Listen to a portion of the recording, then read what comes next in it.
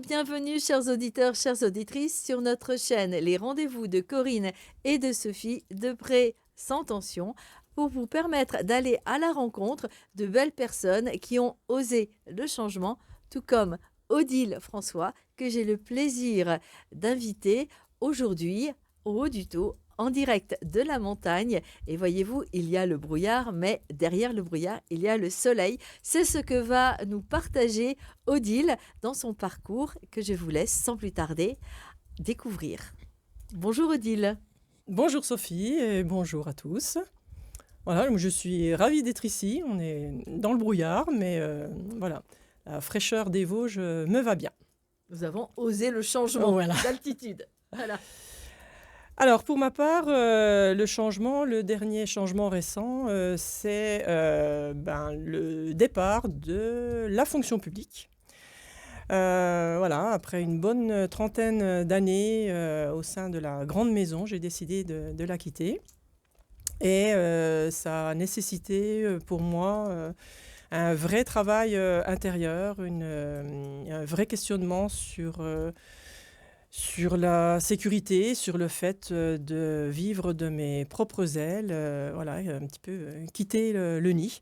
Et ça a été assez bouleversant, palpitant, et voilà un petit peu où j'en suis actuellement. Et ça s'est combiné par ces derniers mois avec le retour dans mes Vosges natales, après avoir fait un périple passant par la région parisienne, le territoire de Belfort, la Haute-Saône, et me revoici dans mes Vosges natales. Alors, peux-tu nous en dire davantage sur les déclencheurs qui ont fait qu'à chaque fois, tu as osé le changement ? Alors, les déclencheurs, c'est beaucoup de questionnements sur ce que je vivais par rapport aux valeurs qui m'animent. Voilà, et surtout une attention particulière sur l'humain et ce qu'on est en train de construire comme société. Donc, tant que je retrouvais dans mes activités diverses et variées une adéquation entre mes valeurs et que j'avais l'impression de participer à la construction d'une société autonome avec voilà, du bien-être, du vivre ensemble, de la responsabilité, ça m'allait. Et quand j'ai découvert que je n'arrivais plus à être vraiment très active sur ce terrain-là et que le système, la structure, l'environnement professionnel m'amenait à adopter des attitudes qui ne correspondaient plus à mes valeurs, là, c'est plus trop ma tête qui parle, c'est le corps. Et voilà, après un bon burn-out, ça m'a vraiment bien perturbée, interpellée. Voilà, et j'ai au final négocié un départ pour me rapprocher de mes valeurs et vivre plus en harmonie avec ce qui m'anime vraiment. Alors, tu as quitté pour, en fait, tu voulais t'éloigner d'eux. Et comment tu as t'éloigné de cette situation professionnelle et comment tu as osé le changement pour aller vers de nouveaux paysages? Comment tu as su que c'était les nouveaux paysages, que c'était bon pour toi? Alors, je pense qu'il y a quelque part quelque chose qui tourne autour de la ressource, de retrouver ce qui m'anime vraiment. Voilà, je me suis un petit peu perdue dans le monde extérieur et un véritable appel à aller voir à l'intérieur ce qui était le plus juste pour moi. C'est ça qui m'a le plus appelée.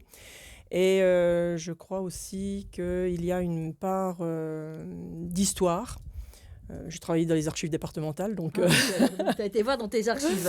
voilà. Donc, je pense qu'il y a quelque chose de l'ordre de l'histoire de la famille, puisqu'en revenant dans les Vosges, je me rapproche de ma famille. Et c'est cet élément-là aussi qui a été important pour moi, déjà dans le changement géographique.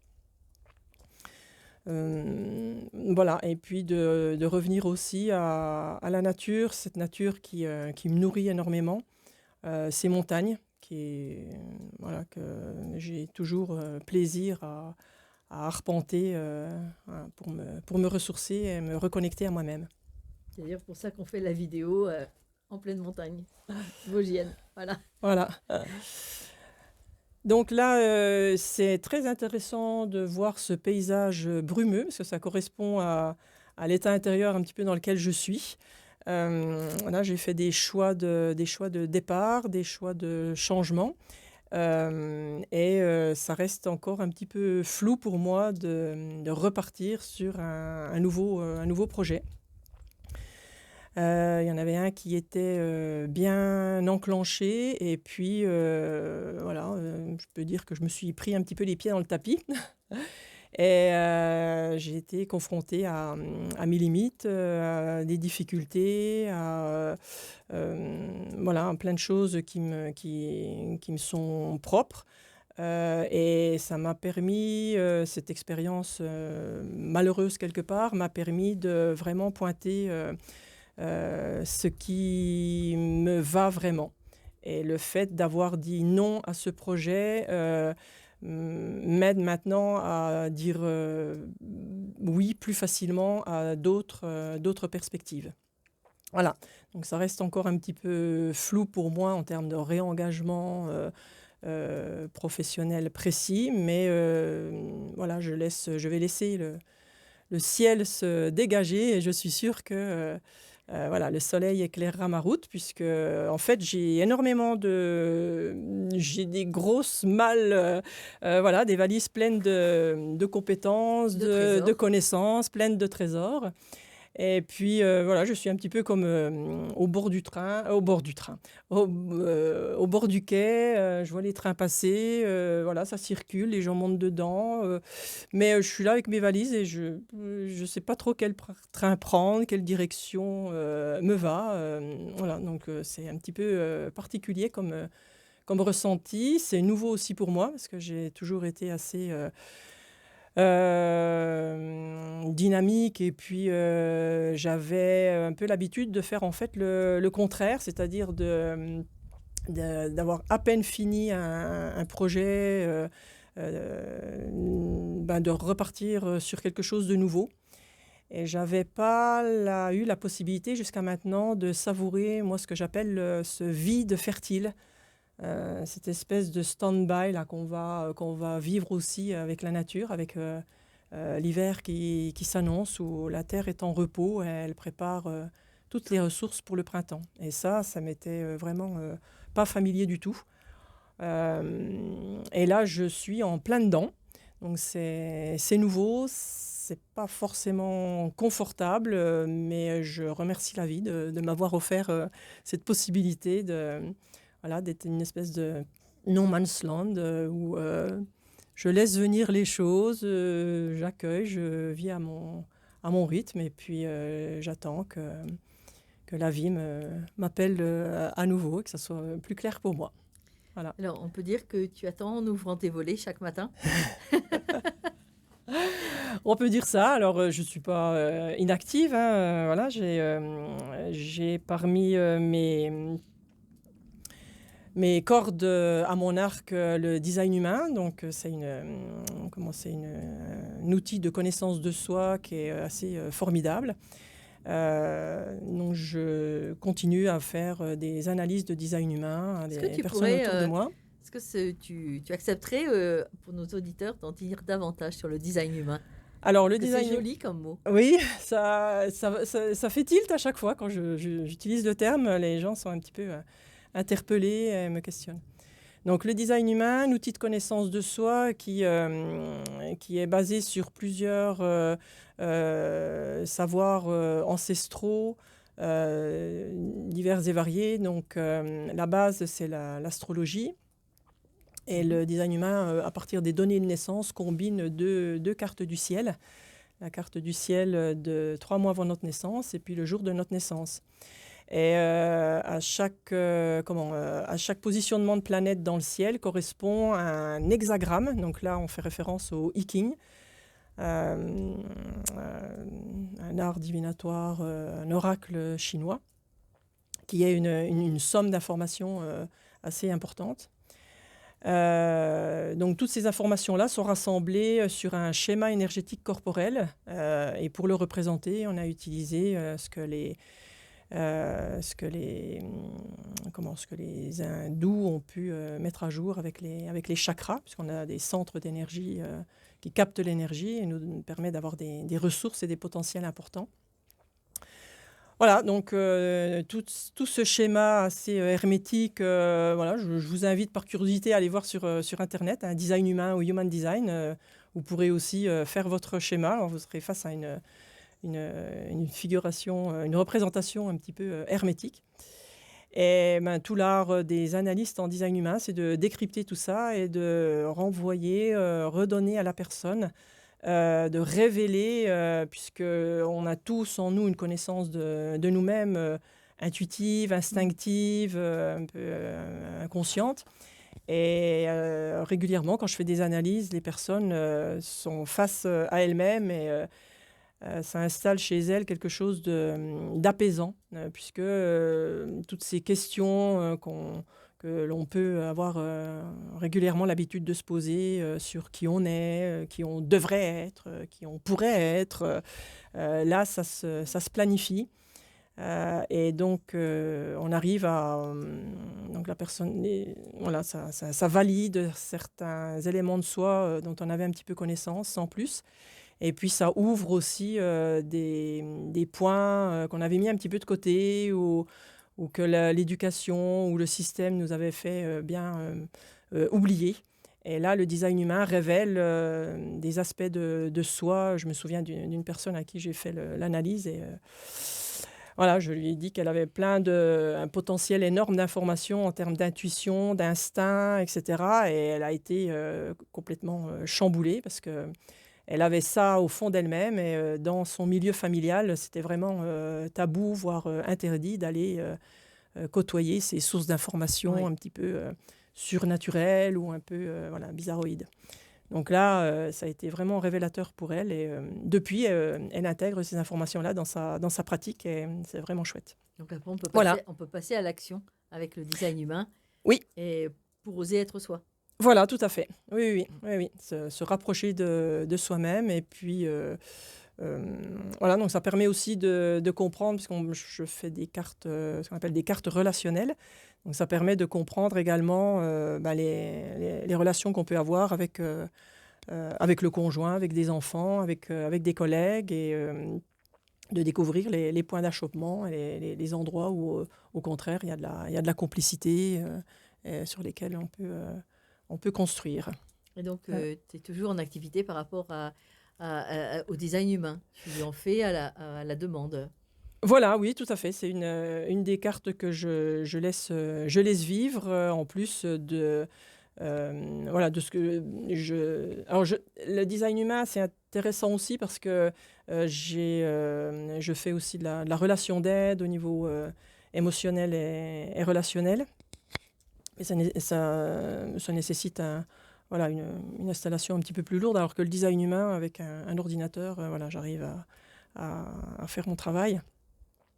Mais toute la formation que j'ai eue dans le cadre de l'école d'Isabelle Filiosa, mon DU médiation gestion de conflits, la CNV, etc., enfin, la relation d'écoute que j'ai pu pratiquer m'aide dans mes analyses de design humain, puisque je ne fais pas une simple lecture, mais je la propose, cette analyse, comme un véritable temps d'accompagnement et de réponse à des questionnements, des invitations à aller justement amener le changement là où c'est possible.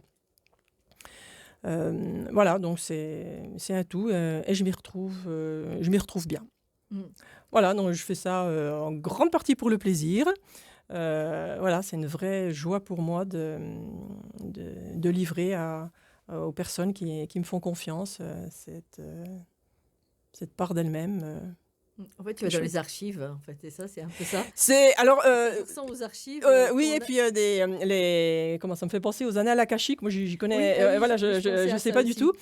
mais voilà, oui, effectivement, j'ai accès à une somme d'informations que je livre à ces personnes, là, donc après elles en font, ce qu'elles souhaitent en faire, mais Mmh. voilà, c'est vraiment, chouette de les voir, bien souvent, voilà, il y a quelque chose de différent quand, le début de la rencontre n'est jamais, pareil que la fin de la rencontre. J'avais fait le design d'une personne et puis elle était vraiment pas bien. Elle voyait tout en noir, bon ça correspond aussi un petit peu à son profil, donc ça m'étonnait pas. Et puis on a été longtemps à être dans cette espèce de marasme, où elle voyait pas trop le et puis à un moment donné, elle me dit, «Ah mais, j'écris des poèmes». «Ah bon?» Et la voilà qui part sur ce thème-là, comme quoi elle avait déjà lu des poésies, qu'elle avait eu 2 retours, il y avait une proposition pour, Ah oui, publier ses recueils et tout ça.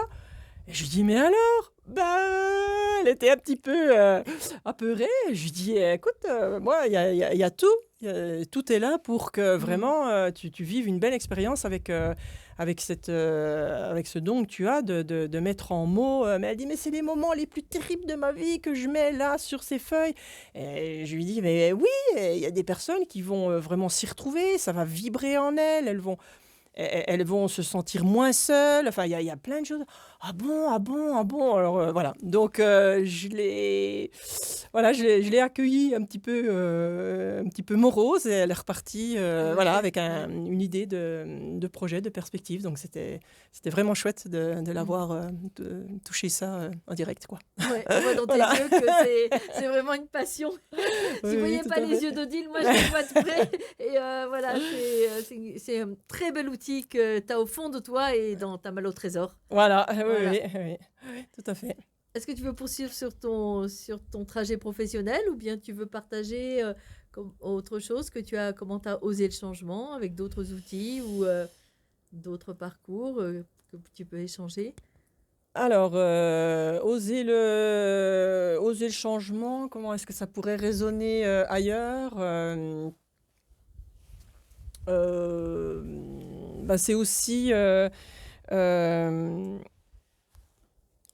c'est aussi, en lien avec ma vie familiale puisque, je suis partie en région parisienne avec le père de mes enfants et voilà, j'y ai vécu une période, assez, formidable, voilà, vraiment Paris, c'est chouette. Mais assez douloureuse, en termes de couple et de vie de famille. Et là, il a fallu, provoquer un vrai changement pour que je puisse, retomber sur mes pieds et rester, hem, le mot est fort, mais, en vie, quelque part. Oui. Voilà, donc c'était vraiment fondamental pour moi de passer à autre chose, sur ce plan-là. Le changement pour moi, ça a été aussi, beaucoup, par des épreuves, de la difficulté, de la souffrance, physique, de la fatigue aussi beaucoup, mais une grande chance, c'est de ne pas avoir de regrets. Ah, c'est beau ça. Voilà, Ouais. donc le prix à payer a été, parfois fort. J'ai fait peur, pas mal de gens autour de moi, hein, qui étaient en souci de ce que je vivais. Mais en fait, voilà, je me suis vraiment nourrie de ces épreuves-là. Elles m'ont toutes fait grandir et même cette dernière, parce que l'avant-dernière, le burn-out que j'ai vécu, m'a fait contacter la peur et j'ai dû être accompagnée pour traverser la peur. Voilà, c'était un vrai challenge pour moi d'être face à ma peur. Et c'est parce que j'ai vécu cette épreuve-là et j'étais accompagnée dans, dans cette épreuve que j'ai pu faire le choix de changer et de quitter l'éducation nationale. Parce que j'avais déjà calmé, la peur ne m'envahissait plus. À l'époque-là, c'était déjà un petit peu plus tranquille. Donc on a peaufiné un petit peu le terrain, mais le plus gros, la charge émotionnelle avait déjà bien été travaillée et ça a permis de vraiment valider un changement fort avec des enjeux financiers, hein, il faut le dire aussi, de lâcher une source de revenus importante. Et la dernière épreuve que j'ai vécue avec ce projet qui n'a pas pu aboutir, ça m'a recontacté à la honte, qui a été présente un petit peu tout au long de ma vie, puisque voilà, c'est aussi ce que j'avais vécu avec un conjoint violent, hein, quand il fallait que j'aille au travail avec des lunettes de soleil, parce que j'avais un bon œil au beurre noir. Là, pour moi, j'étais pas encore en connexion avec ma honte, même si la vie, elle m'amenait à aller la sentir, à aller lui donner une place. Et là, vraiment, je l'ai recôtoyé à nouveau, puisque voilà, ce projet, j'en parlais, c'était super, tout le monde était partant. Et le fait de dire stop, on arrête, là, ça a été, d'aucuns pourraient dire un échec.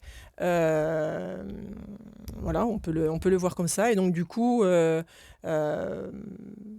on peut aussi s'installer dans quelque chose, je suis nul, j'arrive à rien, c'est pas pour moi, je suis fini, j'arriverai plus. Et puis, voilà, d'être aussi mal à l'aise par rapport à une équipe, à des personnes qui comptaient sur moi, à tout cet élan qui avait été mis en place et qui est mort dans l'œuf, quoi. Enfin, qui est vraiment... Voilà, donc cette honte, je l'ai connectée, je lui ai donné la place et surtout, j'ai pu la partager avec des personnes. Donc là encore, on retombe sur la chance que j'ai d'avoir été formée à la CNV. Et Oui. il y avait un groupe de pratique et je me suis vraiment... j'étais en sécurité avec ces personnes-là avec qui j'avais cheminé plusieurs années en partage de situations. Et voilà, j'ai livré ma honte elle a été accueillie, elle a été entendue, elle a été respectée. Et ça a été vraiment une expérience intérieure formidable. Voilà, j'invite vraiment, voilà, si c'est possible, d'aller regarder de ce côté-là. J'avais fait une formation avec Roxane Ravelli, qui nous avait déjà donné des outils pour accompagner dans la relation d'aide la honte. Donc, j'ai accompagné beaucoup de personnes là-dessus. Souvent, la porte d'entrée, c'est des addictions. Et quand il y a des addictions, régulièrement, je pouvais pressentir quelque chose en lien avec la honte. La honte, le seul moyen de s'en débarrasser, c'est de la partager, vraiment, mais en étant en sécurité avec la personne avec laquelle on a besoin de la partager, surtout quand on est encore en inconfort avec ça. Voilà, donc c'est une vraie libération intérieure d'aller la côtoyer, d'aller lui donner forme, place, densité. Et puis de la dépasser, j'allais dire, presque de la sublimer. C'est une émotion sociale importante qui nous permet d'éviter de faire du grand n'importe quoi, socialement parlant. C'est une émotion aussi très destructrice parce elle est utilisée mal à propos, je dirais. Voilà, au niveau éducatif, à différents endroits, on utilise ce ressort-là à des fins pas forcément très, très chouettes. Et je pense que dans ces périodes troublées où l'information n'est pas claire, où des personnes s'installent dans ce flou, dans ce manque de repères, dans cette instabilité pour appuyer sur ces ressorts-là. Ça vaut à chacun d'entre nous d'aller la guérir, d'aller la choyer voilà, et de lui redonner une juste place et non pas de s'en resservir régulièrement et voilà, de s'en servir encore des louches et des louches Oui. jusqu'à plus soif. Voilà, donc ma dernière aussi grand voyage intérieur a été cette découverte et puis cette rencontre encore nouvelle et intéressante avec ma propre honte Alors, qui était là bien ce qui est présente. très beau, c'est que vous ne voyez pas, mais quand tu as commencé, Odile, à en parler, et ben, en fait, le brouillard s'est levé. Et il y avait le soleil en face de nous et qui donnait les couleurs et le relief de la montagne, couverte de très beaux arbres de couleurs différentes. Et je me suis dit, c'est une belle illustration. Dommage que j'ai pas pu switcher la caméra pour que vous voyez. Voilà, donc voilà, je trouve que c'est vraiment un très beau, très beau partage. Et je me disais, peut-être que pour se séparer, pour se séparer de quelque chose, il faut l'accepter. Oui, oui, tout à fait. Oui, oui, bah ça c'est le principe de toutes les émotions. Toutes les émotions, tant qu'on met un couvercle dessus, elle va être là, elle va tambouriner à la porte, elle va rentrer par la porte, par la fenêtre, par le grenier, par le vasier, partout elle va vouloir rentrer. Une émotion, elle a juste besoin d'être regardée, accueillie, et après, pouf, elle disparaît. Donc ça paraît un peu bizarre de voir les choses comme ça. Plus on fait la place à l'émotion, moins elle est envahissante. Et plus elle trouve son chemin pour s'exprimer, et plus elle fait partie de la fluidité de la vie. Et plus on en a peur, plus on veut la cacher, ou plus on veut la contrôler, plus on veut, ça le fait pas. Elle a besoin d'être vraiment accueillie pleinement. Et ça, c'est absolument fondamental d'avoir ça en tête, surtout pour les enfants. Et Oui, ça moi, je me commence petit, souviens, hein. j'avais commencé ma formation où voilà, il était vraiment pas question de laisser un enfant crier, faire sa petite crise, entre guillemets, dans le supermarché. Et là, aujourd'hui, quelques 15 années plus tard, c'est un vrai... pour moi, ça me fait vraiment chaud au cœur de voir des parents assez tranquilles, assez à l'aise sur l'enfant qui dit non, je ne veux pas monter dans le caddie. Voilà, ok, oui, bon, tu ne veux pas monter dans le caddie, alors on va attendre un petit peu dans le parking. Et puis et qui vraiment accueille volontiers ces mouvements-là. Et c'est chouette, ça présage d'un avenir plus sain dans mon regard si ces petits bouts sont en acceptation de leurs élans émotionnels. Surtout que pour une grande partie des personnes, hein, on le voit en design humain, il y a une vie émotionnelle intérieure, il y a des humeurs, des hauts, des bas qui viennent. On ne sait pas d'où. Et donc, entre guillemets, se bagarrer ou se questionner, en faire toute une histoire, ça prend énormément d'énergie alors qu'on a plein d'autres choses à faire. Et l'idée, c'est juste d'accueillir, d'être OK en disant « Oups là, hop, une petite vague de tristesse. Bon, je prends 2 minutes dans le canapé, je me fais un petit thé chaud, je prends mon petit nounours, un petit câlinou, et puis ça va passer. » Voilà, vraiment, l'idée, c'est d'aller dans cette souplesse et dans cet accueil d'une part de soi qui commence, à ma grande joie, à avoir plus de place, même dans des écrits scientifiques, dans la manière de voir Oui, c'est reconnu. les apprentissages, même au sein du monde professionnel. Voilà, il y a une prise en compte de plus en plus importante de la place de l'émotion, et ça, c'est vraiment chouette. Ouais, ça c'est aussi une bonne nouvelle pour notre humanité. Oui. Le design humain, voilà, des techniques qui permettent de ne plus avoir honte de sa honte. Oui. En fait, c'est ce qui venait. Oui. Et puis voilà, d'accueillir les émotions. La CNV, tu pourrais préciser ce que ça veut dire, parce que peut-être nos auditeurs ne savent pas c'est quoi ces 3 lettres. Oui, c'est la communication non violente. Donc c'est une technique qui permet de se mettre en empathie et en auto-empathie et de donner quelques bases pour assainir au mieux les relations. Moi, je m'étais formée à ça au début de l'enseignement parce que je voyais que j'étais très maladroite dans ma manière d'exprimer. Enfin, je manquais vraiment d'outils. Et ça m'a permis dans mes relations avec les élèves, d'être tranquille à l'intérieur de moi en disant au moins ce que je dis quand je parle en jeu, quand je m'appuie sur les faits, quand je pars d'une observation objective, quand j'exprime comment ça peut être difficile pour moi, quand j'essaye de voir avec l'autre comment on peut sortir de ça. Au moins, je n'abîme pas la relation, je n'arrive pas sur un terrain qui peut être dommageable pour l'autre. Voilà. Donc ça m'a permis d'avoir des bases et d'installer déjà une relation un petit peu plus apaisée avec les élèves à l'époque. Voilà. Donc, tout l'objectif de toutes ces techniques, c'est ce que je disais tout à l'heure, c'est de rendre l'humanité plus belle, oui. Et notamment les enfants, oui. Parce que les enfants sont quand même notre avenir. Et puis aussi peut-être les grands-enfants qu'on est encore à nos âges, oui. Peut-être que vous ne le voyez pas, mais on est un peu moins des enfants.